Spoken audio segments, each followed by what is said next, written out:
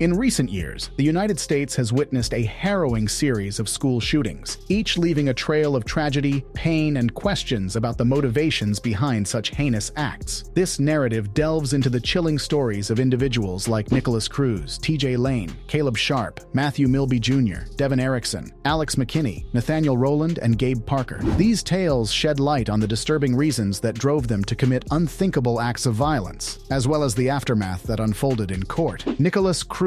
In October 2018, the nation was thrust into a sinister tale as the 17-year-old Nicholas Cruz instigated a horrifying event at Marjory Stoneman Douglas High School in Parkland, Florida. Armed with a deadly AR-15, Cruz orchestrated what would go down in history as the most lethal mass shooting the United States had ever witnessed, claiming the lives of 17 individuals and inflicting injuries on another 17. As the judicial process unfolded, the courtroom became a chilling arena where the haunting footage of Cruz meticulously planning his heinous act was laid bare. Over the course of 4 agonizing years, the legal proceedings played out, bringing to light the disturbing details of Cruz's premeditation. The culmination of this protracted legal battle was a harsh and definitive verdict. Nicholas Cruz was sentenced to life in prison without the possibility of parole. The chapter closed on a tragedy that had left an indelible mark on the community, the survivors, and the nation as a whole. T.J. Lane. As we move from the sinister tale of Nicholas Cruz, our narrative unfolds in the small town of Chardon, Ohio at Chardon High School, orchestrated by T.J. Lane. The motivation behind Lane's shooting spree was veiled in the complexities of a high school romantic rivalry. As the court proceedings unraveled, Lane's demeanor stood out for its stark lack of remorse, a chilling indifference that sent shockwaves through the courtroom. Lane's appearance in court was marked by a disturbing nonchalance, accentuated by the audacious choice of attire, a sweatshirt boldly emblazoned with the word killer. This brazen act served as a macabre statement that echoed through the judicial halls, leaving an indelible mark on the minds of those who witnessed it. The legal consequences for Lane were severe, as he was handed down a sentence that reflected the gravity of his actions. 3 life sentences, without the possibility of parole. The echoes of Lane's audacious behavior reverberated long after the trial had concluded, leaving enduring scars on the community, the victims, and the collective memory of a town forever changed by an act of senseless violence. Caleb Sharp. Shifting our focus to the halls of Freeman High School in Washington,